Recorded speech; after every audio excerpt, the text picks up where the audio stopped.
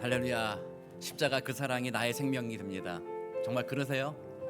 십자가의 그 사랑으로 만족하세요?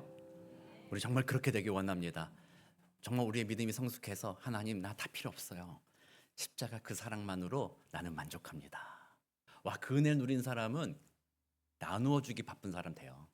그게 하나님의 은혜입니다. 우리 모두 그런 은혜 누리게 되길 소망합니다. 이제 오늘 우리에게 주신 하나님의 말씀 보겠습니다. 사도행전 5장입니다. 사도행전 5장 12절에서 16절. 저와 여러분이 한 절씩 교독하고 우리 16절은 함께 읽도록 하겠습니다. 사도행전 5장 12절에서 16절. 제가 12절 먼저 읽겠습니다. 사도들의 손을 통하여 민간의 표적과 기사가 많이 일어나매 믿는 사람이 다 마음을 같이하여 솔로몬 행각에 모이고 그 나머지는 감히 그들과 상종하는 사람이 없으나 백성이 칭송하더라. 믿고 주께로 나아오는 자가 더 많으니 남녀의 큰 무리더라. 심지어 병든 사람을 메고 거리에 나가 침대와 요 위에 누이고 베드로가 지날 때에 혹 그의 그림자라도 누구에게 덮일까 바라고. 함께 읽겠습니다. 예루살렘 부근에 수많은 사람들이 모여 병든 사람과 더러운 귀신에게 괴로움 받는 사람을 데리고 와서 다 나음을 얻으니라. 아멘. 아멘. 예배 자리에 나오신 여러분 어떻게 행복하세요? 예배 기쁨이 좀 있으세요? 제가 지난주에 화수목 이렇게 시애틀 형제교회 컨퍼런스를 다녀왔잖아요. 너무 은혜롭고 행복한 시간이었어요. 그러면서 깨달은 게 있어요.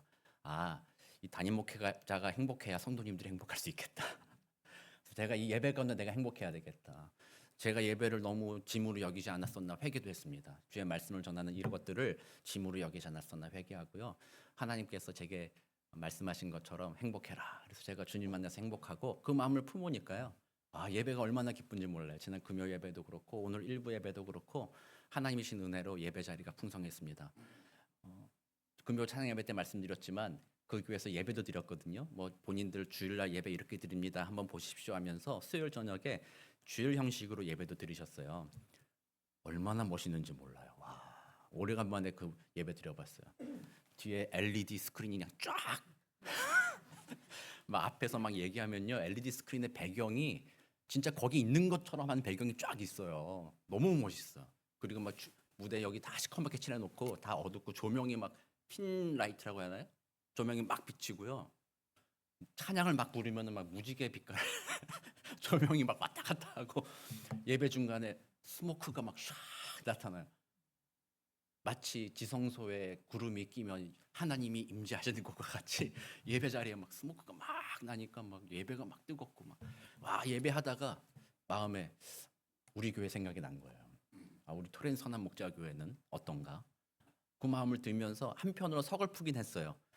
우리 성도님들도 좀 이런 예배 좀 드려보면 어떨까? 얼마나 감동이 있을까? 그런 마음이 들기도 했는데 또 한편으로 생각해 보니까 이게 예배가 다가 이게 아니지. 진짜 최고의 예배는 어떤 예배예요? 하나님의 임재가 있는 예배. 하나님을 만나는 예배야말로 진짜 최고의 예배잖아요. 저 아프리카의 꼬마 소년 하나가 다 찢어지는 북 하나 두드리면서도 하나님의 임재를 경험하여 드리는 그 예배가 하나님이 받으시는 최고의 예배다. 아무리 많은 것고 해도 그 자리에도 진정으로 예배하기 때문에 막 성도님들이 막 손 들고 찬양하는데 은혜가 임하더라고요. 그 예배도 최고의 예배이지만 어느 곳이든 우리들의 마음이 주님을 사모하고 주님의 은혜를 구하고 주의 임재를 구하는 예배를 드린다면 우리의 찬송가처럼 그 어디나 하늘나라 그 모든 예배 주님이 받으신다. 할렐루야. 그래서 오늘 저도 여러분들의 마음에 우리 예배가 회복되기 원합니다. 우리 여러분들 다른 교회 생각해 보면 우리 좀 조명도 좀 뭔가 어두침침한 것 같고 배경도 좀 칙칙해 보이기도 하고 여러 가지로 부족한 적도 있을 수도 있을지 모르겠지만 그러나 그게 중요한 게 아니잖아요. 진짜 하나님 바라보면 하나님의 영광이 이곳에 임하면 이 세상 어떤 값비싼 장비로 드리는 모든 영광보다도 하나님의 영광의 빛이 우리를 더 풍성하고 기쁘게 만들어주는 거잖아요. 그래서 오늘 예배 가운데 우리 하나님의 영광이 여러분들의 마음, 저의 마음, 우리 모두의 마음을 채우게 되기를 주의 이름으로 축복합니다. 저는 막 너무 설렙니다. 금요일날 말씀드렸다시피요, 그 은혜 막 누리니까요. 제가 그동안 너무 착각하고 있었던 것 같아요. 교회를 향한 꿈을 좀 잊어버리고 있었던 것 같아요. 근데 주님이 주시는 교회 꿈이 막 마음에 막 와닿으니까요. 금요일 때 제가 그런 말씀했어요. 나 날아갈 것 같다고. 진짜 막 날아갈 것 같아요. 막 여기 막 지붕 뚫고 막 갈 것 같아요. 제가 금요일에 말실수는 했어요. 금요일 오신 분들 들으셨죠? 막 나 날아갈 것 같은데 뭐 하지 말라고 그랬어요, 제가. 제 발목 잡지 말라고. 막 말실수라고 할 수 있는데 우린 같이 주님의 그 높은 자리로 올라가야 되지 않겠습니까? 누가 은혜 받고 올라가면 야, 왜 그러지 마. 막 이러지 말고 은혜 받고 올라가면 야, 나도 같이 가자. 나도 같이 가자. 주님의 은혜 자리로 같이 가보자. 와, 그러므로 천상의 예배가 되는 거죠. 오늘 우리 예배가 진짜 그런 예배가 되기 원합니다. 우리 교회 예배가 그런 예배가 되기 원합니다. 그래서 우리가 주일 정말 일주일 힘들고 세상에서 땅바닥에서 기면서 살아가지만 주일날 예배에 왔더니 야, 천상의 예배다. 하나님이 우리를 만지신다. 그 예배 경험하는 귀한 예배. 야, 그런 예배 우리가 드리기 시작한다면요, 우리 교회는 정말 소망이 있습니다. 그래서 오늘 저도 다시 회개하고 다시 힘을 내고 여러분들도 다시 회개하고 다시 힘을 내고 하나님, 내가 일주일에 한 번 드리는 이 예배지만 최선을 다하겠습니다. 이 예배에 목숨 걸겠습니다. 이 예배를 통해 하나님의 인재를 경험하겠습니다. 나의 마음이 그 예배 가운데 낮아지겠습니다. 그 마음으로 예배 드리시고 하나님의 인재를 경험하셔서 천국을 맛보시는 복된 저와 여러분 되시기를 주의 이름으로 축원합니다. 네, 우리 지난주에 제가 사도행전 본문을 가지고 아나니와 삽비라의 이야기를 통해서 새롭게 된 공동체가 가져야 될 가치관에 대해서 이야기를 했죠. 새롭게 세워진 이 공동체는 무슨 공동체예요? 예수 공동체입니다. 이 공동체는 자신의 가치를 스스로 증명할 필요가 없는 공동체라고 그랬어요. 그래서 내가 뭐 잘났다, 내가 뭐 이만한 사람이다, 이런 것들을 내세울 필요가 없는 공동체. 그러나 우리의 가치를 누가 증명했어요? 예수 그리스도가 증명했어요. 우리 한 사람 한 사람을 넌 진짜 천하보다 귀하다는 것을 예수님이 증명했어요. 어떤 방식으로요? 자신의 생명을 내어주기까지. 야, 천지를 지으신 하나님, 그 하나님의 아들이시며 하나님이신 하나님의 본체이신 예수 그리스도가 나를 살리기 위하여 자신의 생명을 버렸다라고 한다면 이보다 더 가치로운 것이 이 세상에 어디 있겠습니까? 하나님께서 그렇게 하심으로 우리 각 사람을 너는 진짜 가치 있다 인정해 주신 공동체가 바로 우리들이라는 거예요.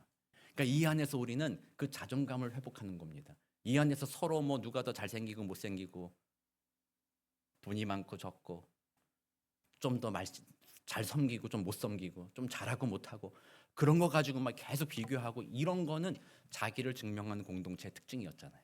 그러나 자기를 증명하지 않아도 되는 공동체, 대표적인 게 어디? 가족이잖아요. 가정에서 내가 이 가정의 구성원임을 증명할 필요가 있어요? 없어요? 없잖아요. 그와 같은 공동체, 그게 새로운 공동체라는 거죠. 그래서 자기의 자존감이 회복되고 내가 그만큼 귀중한 존재구나.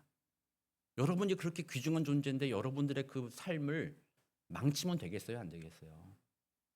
주님의 말씀을 듣고 따라가는 거는요, 구원받기 위해서가 아니라 하나님이 나를 귀중하게 만들어 주셨어요. 나의 모든 죄를 씻으사 하늘의 천국의 저 보석보다도 빛나는 주님을 닮은 존재로 우리를 회복시켜 주셨는데 자꾸 우리는 그거에 걸맞지 않게 자꾸 막 감추려고 하는 거예요. 나는 보석인데 나의 빛을 감추려고 막 누더기 옷을 입기 시작하는 거죠. 그럴 필요 없다. 우리는 귀중하다. 그러니 이제 우리는 어떻게 살아야 돼요? 그 귀중한 것에 합당한 대로 살면 되는 거죠.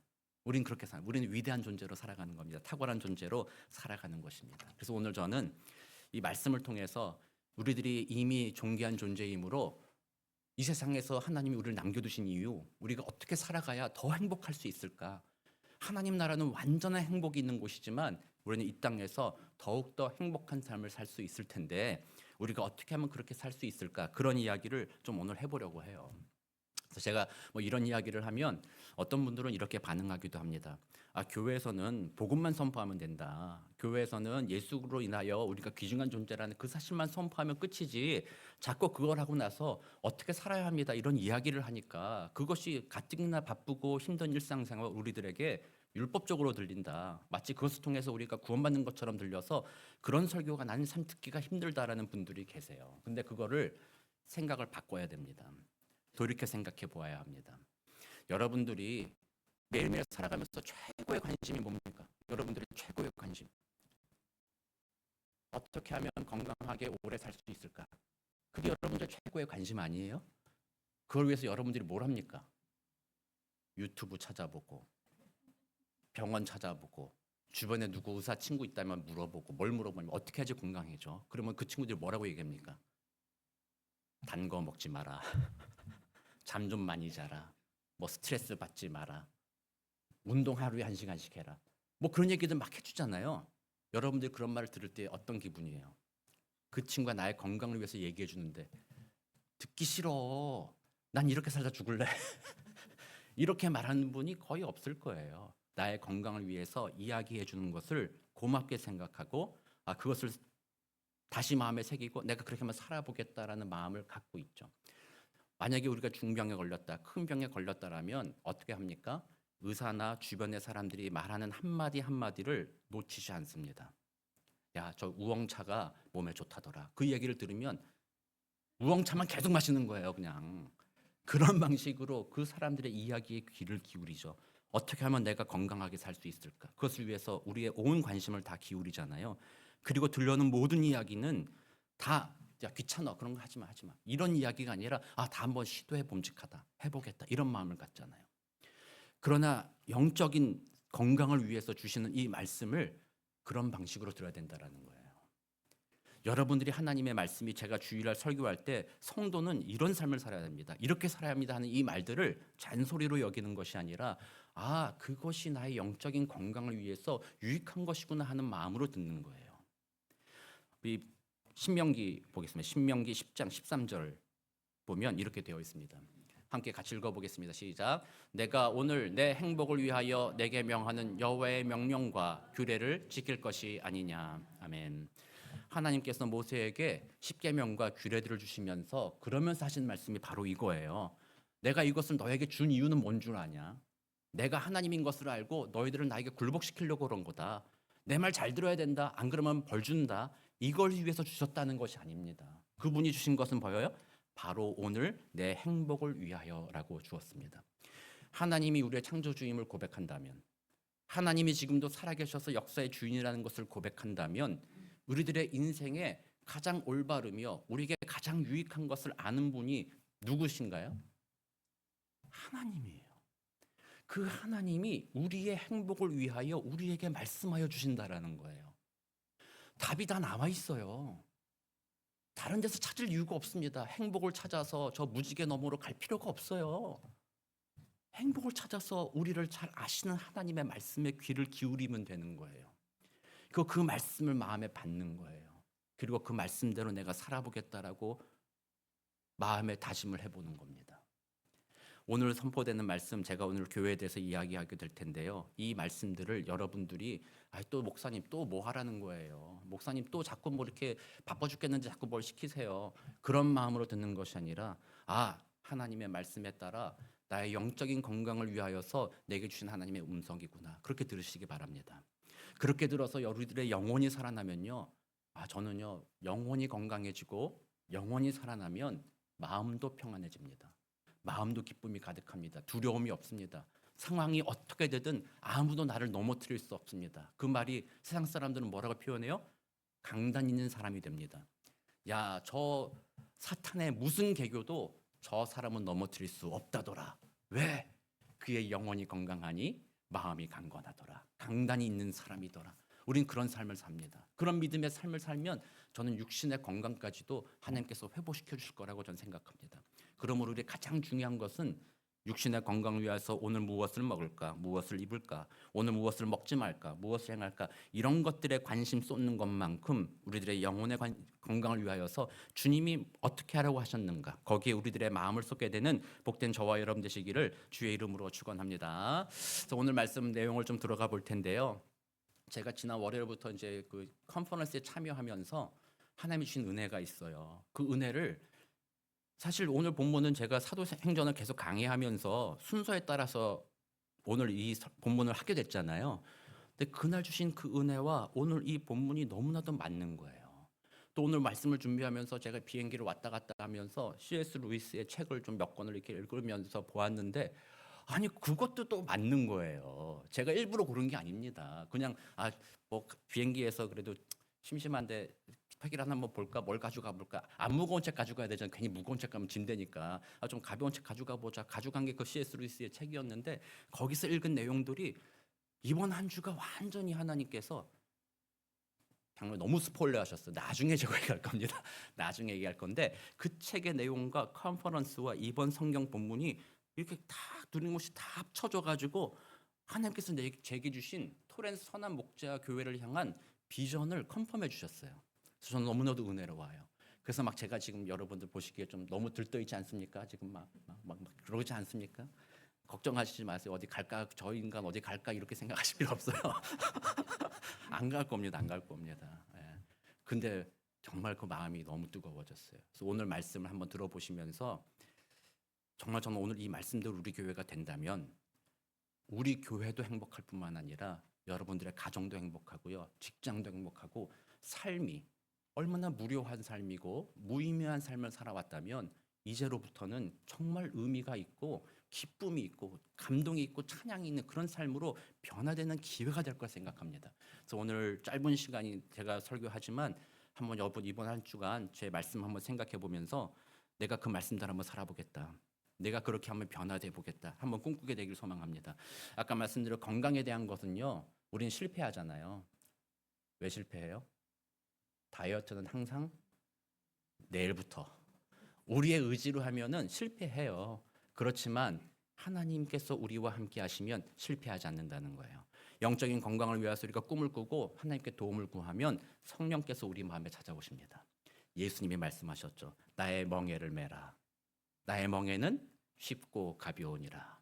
그 멍에를 멜 때 두려워하지 마시고 오늘 이 말씀이 내게 주신 하나님께서 같이 멍에 메자 이 말씀으로 들으시고 결단하시고 성령께 기도하십시오. 나 이 멍에 메고 가기를 원합니다. 그러니 성령님 나와 동행하옵소서.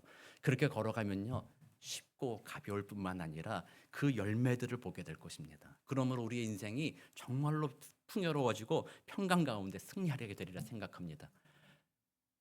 2025년 5월 25일 여러분들 이 날을 잘 기억해야 됩니다. 그래서 저는 이 날로부터 우리 교회에 부흥의 불씨가 당겨졌다. 아멘. 여러분들이 이제 이번 여름에 여러분들이 저한테 개인적으로 신방들 많이 하셔야 돼요. 만나자고 하셔야 돼요. 밥 먹자고 하셔야 돼요. 왜요? 올해 말만 되면요. 여러분들 저보기 힘들어질 겁니다. 막 성도들 막 몰려와서 제가 성도님들 다른 새로운 성도님들 만나느라고 시간이 없을 거예요. 제가 여러분들께 마지막 기회 드립니다. 이번 여름밖에 없습니다. 네. 네, 우리 그런 소망으로 가는 거예요. 그래서 오늘이 정말로 저에게 있어서도 이제 담임 목회 맡은 지 3년 차 가잖아요. 이제는 진짜 때가 되었다. 하나님이 열매 맺힐 때가 되었고 이 모든 과정을 그렇게 인도하고 계신다고 저는 생각이 들어요. 그래서 정말 그렇습니다. 우리 그 마음 품고 우리가 큰 그릇 돼야 돼요. 우리 큰 그릇 안 되면은 하나님이 부어주잖아요. 넘쳐 흘러가지고 사라지게 돼 있어요.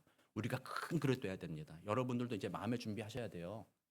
여기 막 새로운 사람 막 올 거란 말이에요. 이제 여러분들 그 사람들 막 이렇게 받아주는 마음의 준비가 돼 있어야 돼요. 쟤 왜 왔나? 뭐 오지 말아야지. 뭐 나 우리 교회인데 쟤는 뭐냐? 이렇게 쳐다보고 그런 마음이 여러분들 마음이 좁아져 있으면 우리 교회는 이런 교회야. 우리 교회는 이렇게 해왔어. 우리 교회는 이렇게만 해야 돼라고 여러분들의 마음이 좁아져 있으면 하나님이 부흥의 불길을 부어도 쏟아져서 사라져 버릴 거라는 거예요. 그냥 이대로만 있을 거라는 거예요. 이대로만 있으면 어떻게 되겠어요?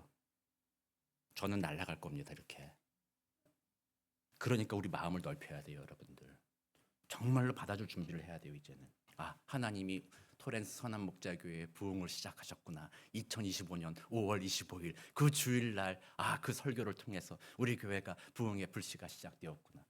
여기 계신 여러분들이 꿈을 꾸게 되시기 바랍니다. 내가 하나님 나라 가기 전에 우리 교회의 부흥을 보게 하옵소서. 그날에 정말 우리 교회가 엄청난 부흥을 경험하여 나의 눈으로 하나님께서 부흥케 하시는 것을 경험하게 하옵소서. 그 간증이 있으시는 저와 여러분 되시기를 주의 이름으로 축원합니다. 서론이 길었습니다만 오늘 본문 내용에서 저는 두 가지 이야기하려고 그래요. 첫 번째 이렇게 큰 틀은 그겁니다. 12절에 보면 사도들의 손을 통하여 민간의 표적과 기사가 많이 일어나매 믿는 사람이 다 마음을 같이하여 솔로몬 행각에 모이고 이렇게 얘기합니다. 표적과 기사가 많이 나타났다라고 되어 있습니다. 이것이 부흥의 조건이었어요. 그럼 이 표적과 기사가 도대체 뭔지 생각해 봐야 되는 거예요. 잘 생각해야 됩니다. 1차적인 의미는 뭐였어요? 표적과 기사. 이거 우리가 다 아는 단어지만 뜻이 뭐냐고 물어보면 아리까리하죠.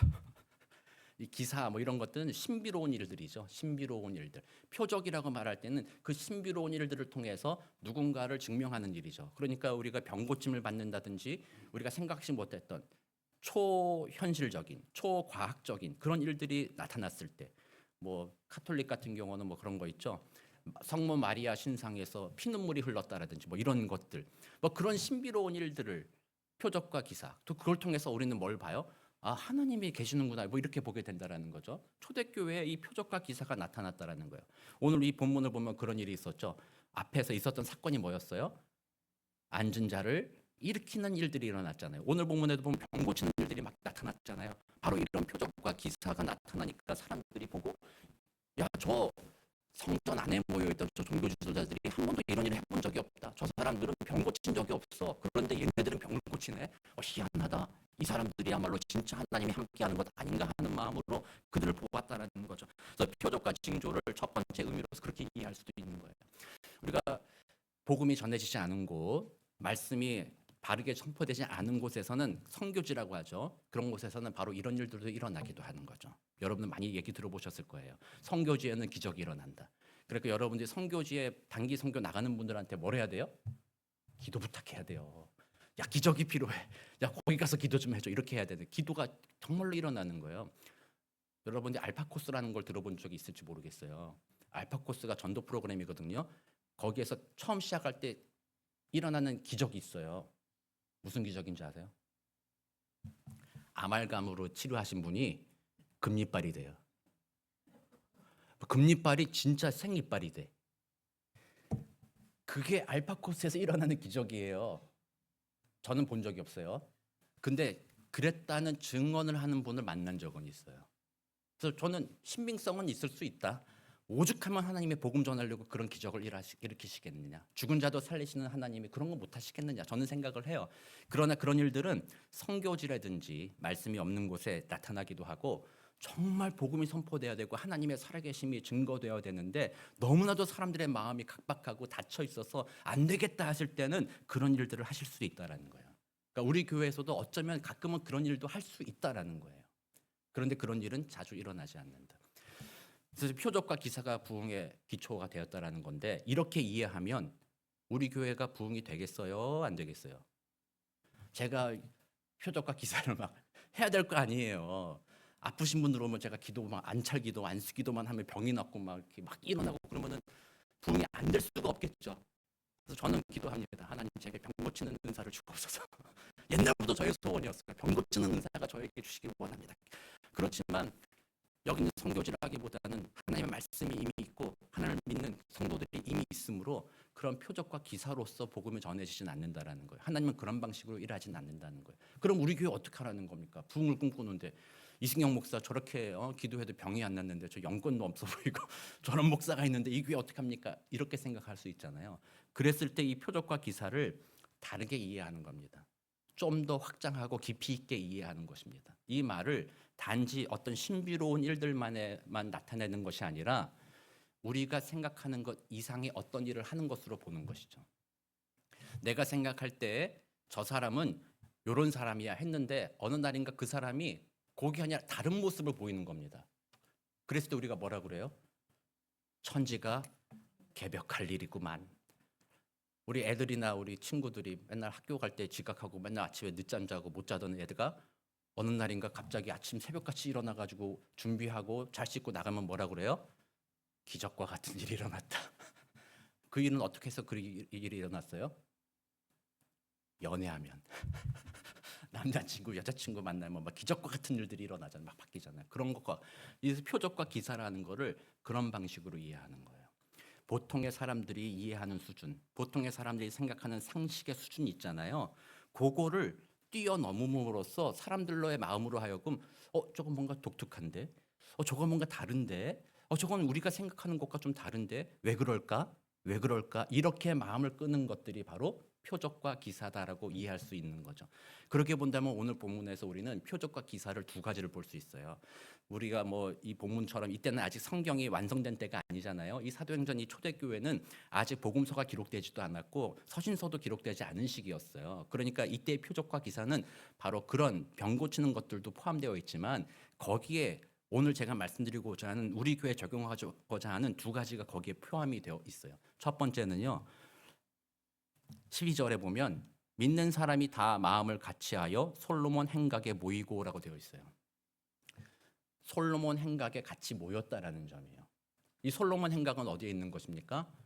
예루살렘 성전에 있어요. 그리고 성전 바깥에 있어요. 맨 바깥에 있어서 누구든지 거기에 접근할 수 있는 곳이었어요.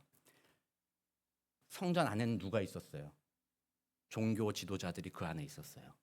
이 사람들은 벽에 벽을 세워놓고 있었어요.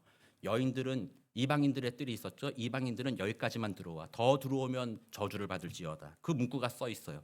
이방인들 거기까지 들어가고 그 다음 여인의 뜰이 있습니다. 여인들은 유대인 중에 여인들은 여기까지만 들어와. 그리고 그 안에 보면 제사장의 뜰이 있습니다. 제사장들만 여기 들어와.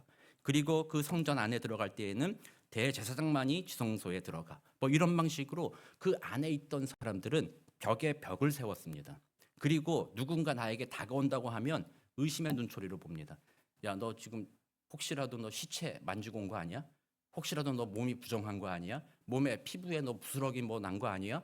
너 여기 들어오면 안 돼. 너 나한테 접촉하지 마. 네가 날 접촉해서 날 오염시킬 것 같아. 너 그러면 안 돼. 그 안에 종교 지도자들이 안에 들어 있었고 그들은 그 권력을 이용해서 사람들을 정죄하고 미워하고 판단하고 심지어는 사람들을 죽이는 일들을 행하는 일들이 바로 그들이었다라는 거죠. 그들이 했던 얼마 전에 했던 일이 바로 뭐예요? 우리가 계속 사도행전 살펴보면서 보고 있지만 얼마 전에 무슨 일을 했어요? 예수를 죽이는 일을 했잖아요. 그리고 그 예수의 부활을 전하는 베드로와 사도들을 붙잡아다가 위협했잖아요. 다시는 그렇게 하지 마라. 너도 예수와 같이 죽을 수 있다. 그 위협을 하는 그 시대, 그 상황 가운데 그들이 그 안에 있는데 이 사람들은 죽음도 불사하고 온갖 핍박과 고통도 세상의 권력이죠. 권력도 두려워하지 아니하고 딴 데서 모이면 좀 좋아요. 우리 같으면 어떻게 하겠어요? 야, 굳이 뭐 성전에서 모일 필요가 뭐 있냐? 괜히 자극하지 말고 저기 딴 데 가자. 여기 토렌스 여기서 좀 문제 있다 그러면 가다나 가지 뭐. 탈로스 어디서 가면 되지 뭐 이렇게 생각할 텐데 이 사람들은 그 성전 앞에 솔로몬 행각 앞에 모이기를 힘썼다라는 거죠. 자기 자신이 예수 그리스도를 믿는 새로운 공동체의 일원이라는 사실들을 사람들 앞에서 두려워하지 않고 자신을 내보였다라는 겁니다. 사람들의 눈과 사람들의 조롱, 핍박 개의치 않고 그들은 함께 모이기를 힘썼다라는 거죠. 이게 사람들이 보기에는 대단해 보인 것이죠. 쟤들은 왜 저럴까? 나 같으면 숨었을 텐데, 나 같으면 안 그랬을 텐데 쟤들은 왜 죽기를 각오하고도 저렇게 저 자리에 모여서 예배하고 있을까? 그것을 보면서 그들이 생각할 때 이런 거죠. 쟤네 뭐가 있어? 쟤네가 뭐가 믿는 구석이 있어. 믿는 구석 없이 어떻게 자기 생명을 그렇게 함부로 내놓을 수가 있겠냐. 바로 그렇게 모이는 것이 그들에게는 표적과 기사가 되었다라는 거죠. 그럴 수 없는 일에 쟤들이 모였구나. 이게 첫 번째 표적과 기사. 그럼 오늘 우리들에게 주시는 표적과 기사는 뭐가 되겠어요? 여러분들이 주일날 드리는 이 예배를 귀중하게 여겨야 된다라는 거예요. 여러분들의 상황과 환경이 어떻든지 간에 주일에는 내가 하나님을 사랑하고 주님을 찬양하며 우리의 믿음을 확신하기 위하여 함께 예배하겠다라는 그 마음으로 주일 예배를 귀중하게 여기는 그 태도가 바로 오늘 우리가 세상에 보여주는 표적과 기사의 첫 번째라는 거예요. 여러분들이 뭐 때로는 뭐 주일날 뭐 무슨 일이 있고 뭐가 있고 뭐 이렇게 다 조건 따져가지고 주일날 좀 빠져도 되지. 그 조건에 보면은 그것보다는 주일이 좀 더 뒤에 있지. 뭐 이렇게 행동한다면 사람들이 볼 때 표적과 기사로 보겠어요? 아니면은 자기 마음에 드는 대로 신앙생활 하는구나. 예수 믿는다고 하는데 쟤도 뭐 그렇구나. 이렇게 보겠어요. 그래서 우리는 주일 예배를 여러분들이 중요하게 여겨야 돼요. 그러나 제가 여러분께 늘 말씀드리죠. 주일 예배를 꼭 우리 교회에서 드려야 된다고 하는 건 아니라는 거예요. 여러분들이 여행도 다니셔야 돼요. 저는 여러분들 뭐 여행도 좀 메모리얼 데이에 왜 여기 계신 거예요? 메모리얼 데이 용봉 시켰는데 왜 여기 있어요? 여러분들이 다 좀 어디 가셔야 저도 갈 거 아닙니까? 농담이고요. 여행 다니셔야 되죠. 쉼을 가져야 돼요. 요즘같이 너무 바빠가지고 쉼 없는 세상에서 쉬고 하는 거, 주일 같이 가고 뭐 그럴 수 있어요. 그러나 제가 말씀드리는 거는 그 여행지에 가서도 나는 예배 드려야 된다는 것을 잊지 말라는 거예요. 꼭 우리 교회 예배가 아니더라도 그 여행지에서 예배할 수 있는 장소를 찾아보고 주일날 그 자리에 가서 함께 예배를 드리는 거예요. 그리고 우리가 가는 여행지에 보면 큰 교회도 있겠지만 큰 교회는 가서 은혜 받고 도전 받고 오면 되고, 작은 교회들에 가서 오히려 위로하고 헌금 내고 도와주고 그렇게 오면 되잖아요. 그런 예배를 드리든지, 오늘날과 같이 온라인이 있다면 그 시간에 온라인으로 우리 예배도 드려도 되잖아요. 그러니까 저의 말씀은 꼭 여기 와서 주일을 지켜라라는 그게 아니라, 여러분들의 삶의 중심을 첫 번째로 주일에는 함께 모여서 예배하는 것이 내 일주일의 스케줄에 으뜸이다라는 것을 잊지 말라는 거예요. 오늘날 같이 너 자신이 주인이 되라는 이 세대 가운데요, 나의 시간의 주인을 주님 앞에 드리는 방법은 바로 나의 시간 중에 우선순위를 하나님께 드린다라는 거예요. 무슨 일이 있어도 주일에는 나는 예배 드린다. 뭐 그런 교회, 다른 교회 가서 예배 드리든 뭘 하든 예배는 빠지지 않는다. 이게 세상 사람들에게 보여주는 표적과 기사예요. 우리 교회 성도님들이 이 토렌스 선한 목적의 주일 1부 예배와 2부 예배를 귀중하게 여기지 않는다면 다른 사람들도 동일하게 귀중하게 여길 필요가 없는 것이죠. 그래서 여러분들 힘을 다해서 주일 예배 지키셔야 됩니다. 힘을 다해서 내가 주일 예배 자리에 있겠다라는 마음을 가지셔야 됩니다. 그것이 여러분들의 마음을 바꿔줄 것입니다.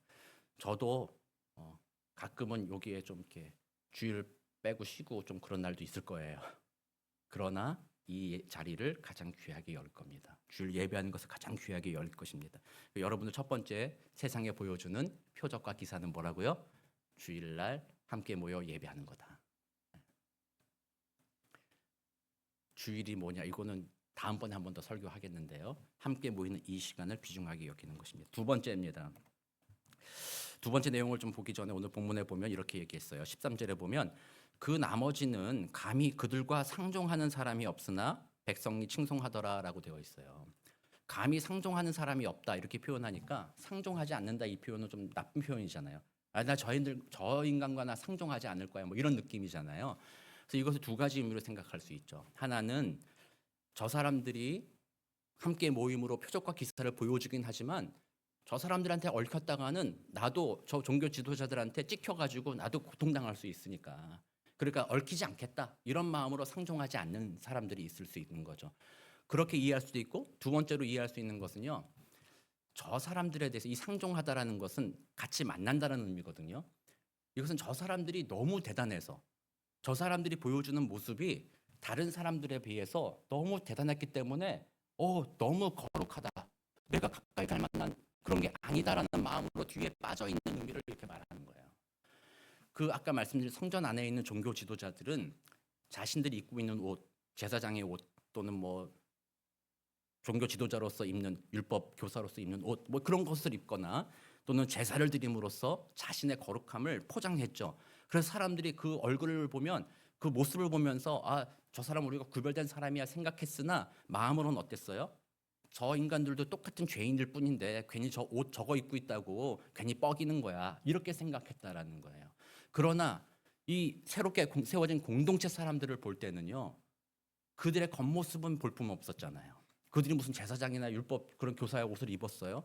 아무것도 없었죠. 어부와 같은 옷을 입었을 거라는 거예요.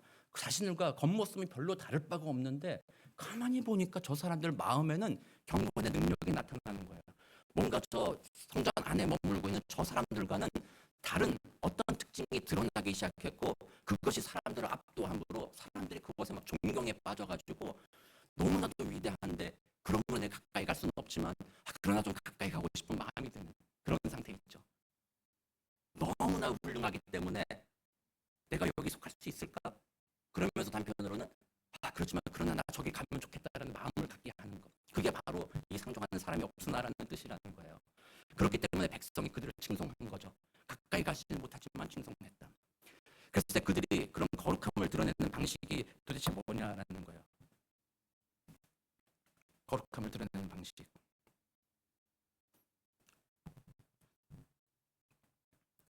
첫 번째 의미건 두 번째 의미건 그들의 믿음을 가지고 다른 유대인들과 구별된 유대인 공동체로 살았다라는 거예요.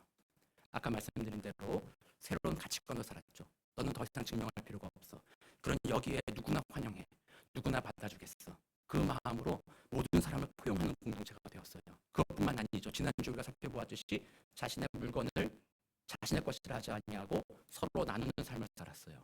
그래서 그 당시 사람들로서는 차별과 계급이 마음에 각인돼 있던 사람들이었는데 그 모든 것을 극복한 공동체였다라는 거예요. 그러나 이렇게만 이해하면 여러분들이 좀 안 와닿을 수 있어요. 제가 여러분들께 모든 물건과 가진 것을 서로 통용하라고 그러면 여러분들이 뭐라고 하시겠어요? 아멘 이러고 막 내일 은행문 열자마자 은행에 가셔가지고 돈을 다 찾아서 제발 앞에 갖다 놓고 여기 있습니다. 뭐 이렇게 하시지 않을 거 아니에요. 그러니까 그런 의미라기보다는요. 이걸 이렇게 이해해야 돼요. 백성이 칭송하더라 이 말을 거꾸로 얘기해 보면 백성이 그들에게 감동을 받았다라고 이해할 수 있어요. 그래서 이 공동체는요. 표적과 기사를 어떻게 나타내 보였냐면 사람들에게 감동을 주는 공동체가 되었다라는 거예요. 저 성전 안에 있던 종교 지도자들은 감동이 아니라 두려움을 주는 존재였죠. 그러나 이 새로운 공동체는요. 감동을 주는 공동체였다라는 거예요. 제가 이번에 형제 컨퍼런스 갔다 오면서 우리 교회를 향한 비전을 다시 생각해 볼 때 저는 이런 교회 됐으면 좋겠다 생각이 들었어요. 감동을 주는 교회, 감동을 주는 토렌 선한 목자 교회. 고개만 끄덕하지 마시고 다 같이 따라 한번 해보겠습니다. 감동을 주는 교회, 감동을 주는 토렌스 선한 목자 교회. 네, 잘하셨습니다. 우리 정말 그거 되기를 원해요. 감동 주기를 원해요. 그러면 감동을 어떻게 주었느냐 그걸 생각해 봐야 돼요. 오늘 그걸 한번 생각해 볼 건데요. 감동은 디테일에 있어요. 디테일한 거예요.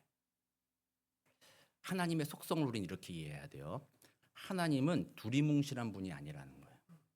하나님께서 이렇게 말씀하실 수 있죠.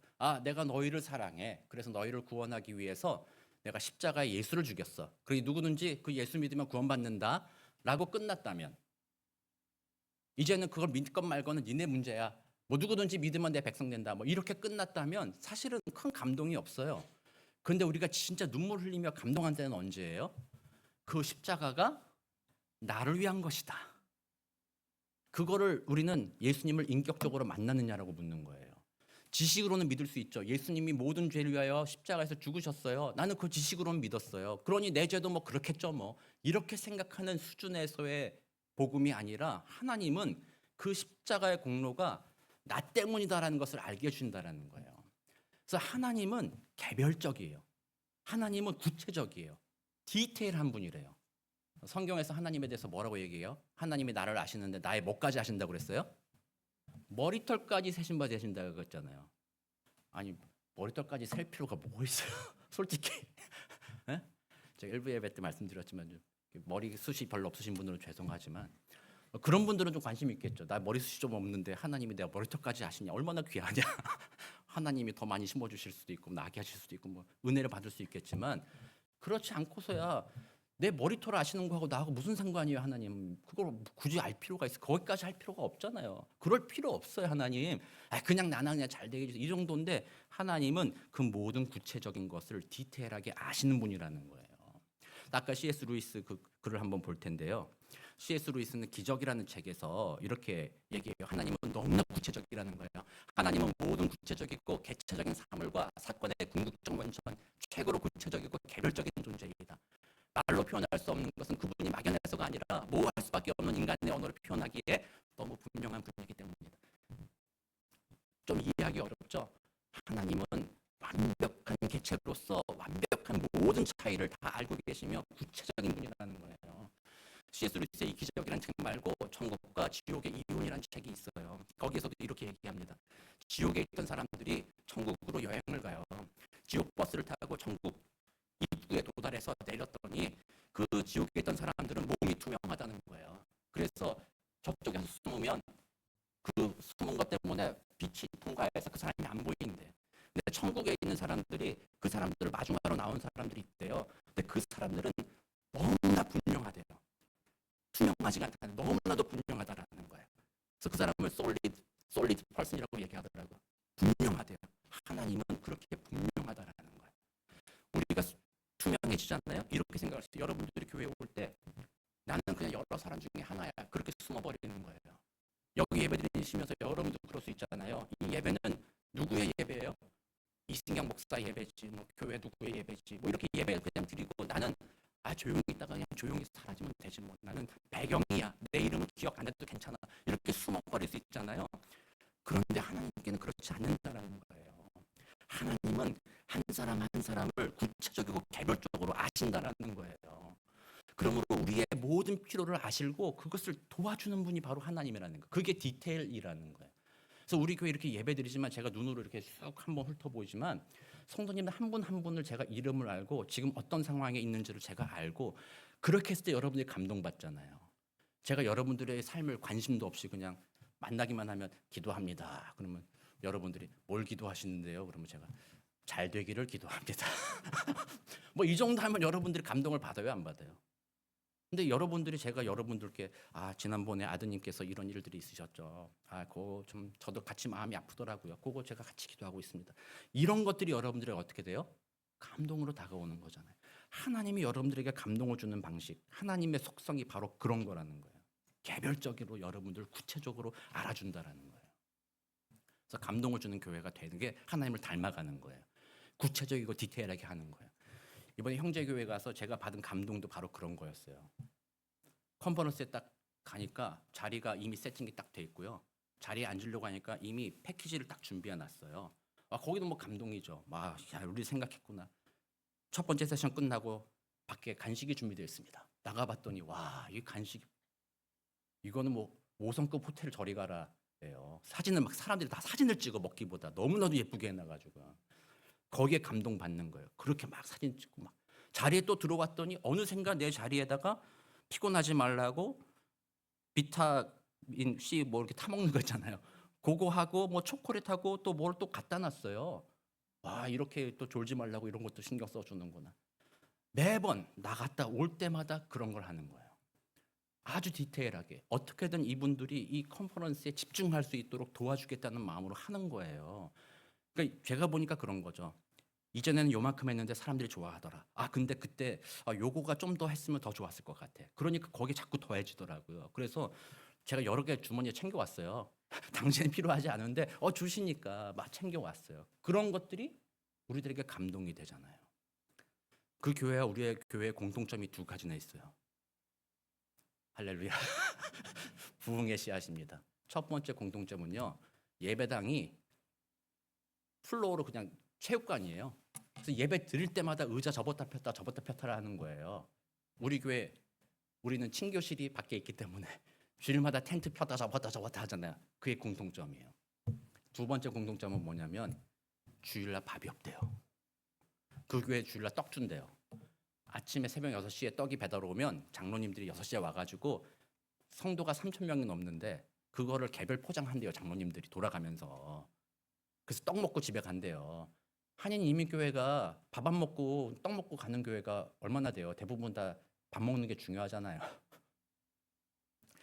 본인들의 교회에 대해서는 그렇게 하면서 방문한 사람들에게는요 최선을 다해서 대접하는 거예요. 제가 스테이크도 먹고 연어 스테이크도 먹고 회도 먹고 회도 막 그 많은 사람을요 이렇게 두껍게 썰었어요. 이렇게 사람들이 막 먹고 배불러서 회를 남길 정도로 막. 그래서 어떤 분들은 마지막 날 피드백에 먹을 것은 너무 넘쳤다. 좀 덜 줘도 괜찮겠다 말할 정도로 그 디테일하게 섬기는 거였죠. 그래서 배운 게 그거예요. 그러니까 내가 감동받는구나. 우리 교회가 그렇게 돼야 돼요. 우리 교회가 하나님, 제가 그 교회를 닮자가 아니라 그 교회가 하나님의 특징을 닮아서 그렇게 섬겼음으로 부흥된 거라는 거예요. 우리 교회도 하나님을 닮는 겁니다. 구체적이고 디테일하다라는 거예요. 때때로 우리는 교회 신앙생활하고 섬길 때 이렇게 생각할 수 있어요. 이 정도만 하면 됐지 뭐. 이 정도가 어디야. 이렇게 생각하는 거죠. 내가 생각할 때 식사 대접하는데 요 정도 이렇게 준비해. 요 정도 해서 대충 먹으라고 해. 이 정도 하면 됐지. 자기가 각자 알아서 먹으면 되지. 뭐 이렇게 준비하는 것하고 이렇게 하는데 좀 더 저분들이 좀 편안하게 먹을 수 있는 방법이 뭘까? 아 그래, 포크라도 좀 우리가 좀 이렇게 잘 접어서 놓자. 뭐라도 좀 잘 해보자. 이런 게 디테일이고 이런 게 감동을 주는 거잖아요. 그래서 여러분들이 사역하면서도 때때로는 막 음식 준비하고 막 해놓고서도 준비는 다 하고 감동을 못 주는 경우가 있어요. 그러면 받는 사람도 받고 그냥 아이 고마워 지나가고, 주는 사람도 맨날 그러니까 더 이상 뭐 더 할 필요가 뭐가 있냐, 됐다 요 정도만 하자, 이렇게 되는 교회, 여러분 느낌이 어때요? 그런 교회라면 또 가고 싶어요? 안 가고 싶어요? 안 가고 싶어지잖아요. 저는 이번 형제교회 그 섬김을 보면서요, 내년에 또 가고 싶어졌어요. 내년에는 저 혼자 안 갑니다. 우리 시무 장로님들 다 모시고 우리 부목사님 모시고 같이 갈 겁니다. 그래서 그 일주일 동안 교회 문 닫으려고 생각하고 있어요. 갈 겁니다. 뭐 성도님 일부 예배 어떤 성도님 자기도 가겠다고 그러시더라고요. 그래서 제가 안 되겠다, 이거는 선착순 해야 되겠다 생각하는데 다 가도 괜찮아요. 정말 우리가 배우고 싶고 내가 주님 안에 변화돼서 교회 부흥을 일으키고 감동을 주는 것을 배우고 싶다면 저는 우리 교회가 다음 해에는 다 같이 가요. 주일 예배까지 그냥 다 같이 드리고 오자. 저는 그래도 좋다고 생각해요. 그거예요. 바로 감동을 주는 것입니다. 디테일하게 섬기는 것입니다. 대충 그냥 여기까지만 하고 말자, 이게 아니라 사람들이 이렇게 말할 때까지, 뭐 나 같은 사람한테 뭐 이렇게까지 합니까? 뭘 이렇게까지 애쓰십니까? 하는 데까지 우리가 계속 나가는 거죠. 왜냐하면 우리는 하나님을 닮았기 때문에. 하나님의 그 디테일, 하나님의 그 구체적인 것, 하나님 우리 각 사람을 아는 것, 우리를 각 사람을 중요하게 여기는 것을 알기 때문에 그렇다라는 거예요. 그래서 바로 이 두 가지입니다. 표적과 기사, 세상 사람들은요 그렇게까지 안 한다라는 거예요. 함께 모여 예배하는 것도 잘 안 하지만 우리는 그걸 한다. 두 번째, 사람에게 감동을 준다. 디테일을 알고 섬기고자 한다. 사람들이 그걸 볼 때 표적과 기사처럼 여기는 거예요. 그게 다른 공동체와 다르구나. 여기는 왜 그렇게 할까? 분명히 믿는 구석이 있으니까 저렇게 하겠지. 그러므로 그 믿음에 관심을 갖고 그 이후 어떻게 됐어요? 오늘 본문에 보면 믿고 주께로 나온 자가 더 많으니 남녀의 큰 무리더라. 그래서 우리가 감동을 주는 교회, 표적과 기사를 보여주는 교회가 될 때 부흥은 당연하게 이어지게 된다는 거예요. 하나님의 뜻 가운데 이루어지는 거예요. 저는 우리 교회의 부흥을 위해서 말씀드리는 것이 아닙니다. 여러분들의 가정에서도 마찬가지고 직장에서도 마찬가지입니다. 여러분들이 직장에서 감동을 주는 사장님 되시기 바랍니다. 감동을 주는 보스가 되시고 감동을 주는 직원이 되시기 바랍니다. 여러분들이 그렇게 행함으로써 그 주변의 사람들이 마음에 감동을 받으면 그 사람들이 궁금할 겁니다. 왜 그럴까? 왜 저 사람은 그래? 왜 갑자기 오늘 바뀌었을까? 천지가 개벽할 일이네. 무슨 일일까? 나 이번 2025년 5월 25일 주일 설교를 들었거든. 그 예수의 은혜가 나를 사로잡았거든. 여러분들의 가정이 변화될 겁니다. 남편에게, 아내에게, 부모에게, 자녀에게 감동을 주겠다. 내가 그렇게 하나님 뜻에 따라 살겠다. 가정에서 행동하고, 직장에서 그렇게 하고, 내가 만나는 곳에서 그렇게 하고, 교회에서 그렇게 하고, 그러면 어디를 가든지 여러분들을 통해 하나님이 역사하십니다. 여러분들은 천국의 별과 같이 빛나게 될 것입니다. 사람들이 여러분들의 빛나는 모습을 보며 나도 저와 같이, 감히 상종하지 못했으나 저와 같이 되기를 원한다. 그 마음에 찾아와서 예수의 복음을 전하는 능력이 나타나게 될 것입니다. 이 은혜를 우리가 누리면요, 우리 교회, 제가 1부 예배 때는 얘기했어요. 제 마음에 2부 예배만 꽉 차기를 바랬는데 1부도 꽉 찰 거다. 1부도 한 대여섯 명 예배 드리시거든요. 1부도 꽉 찰 거다. 더 많아질 거다. AI한테 물어봤어요. 챗 GPT한테. 토렌스 지역의 한인이 몇 명이냐? 2025년 12,000명입니다. 토렌스에 12,000명 있대요. 그중에 절반이 교회 다닌다 쳐도 6,000명이 교회 안 다닌다는 거잖아요. 우리 교회 6,000명 교회 될 수 있다는 기회잖아요. 저는 그래서 마음이 막 뛰는 겁니다. 야, 그래, 하나님께서 일하실지. 그래, 내가 이 사역 맡아서 은퇴하기 전에 하나님께서 큰 부흥을 이루셔서 사우스베이 지역을 바꾸시며 하나님의 일을 나타내실 것은 내가 보기를 원하는데 하나님 도와주십시오 기도하고 막 소망을 품는 거죠. 우리도 그 믿음으로 승리하는, 그렇게 한 주 정말 행복하게 사시는 복된 저와 여러분 되시기를 우리 주 예수 그리스도 이름으로 축원합니다. 기도하겠습니다. 사랑과 은혜가 많으신 하나님 감사합니다. 우리들의 연약함을 돌보아 주시고 우리를 위로해 주셔서 감사합니다. 우리도 주님과 같이 주님의 성령의 능력에 힘입어 세상의 표적과 기사를 보여주는 자들 되기 원합니다. 예배를 통하여 함께 모임을 통하여 감동을 주는 것을 통하여 표적과 기사를 행하여 지금도 하나님 알지 못하는 많은 사람들에게 복음을 전하여 하나님의 나라가 정말 이 땅 가운데 세워지며 놀라운 붕이 일어나는 것을 우리의 세대 가운데 볼 수 있도록 주님 도와 주옵소서. 감사드리며 살아계신 우리 주 예수 그리스도의 이름으로 기도드립니다. 아멘.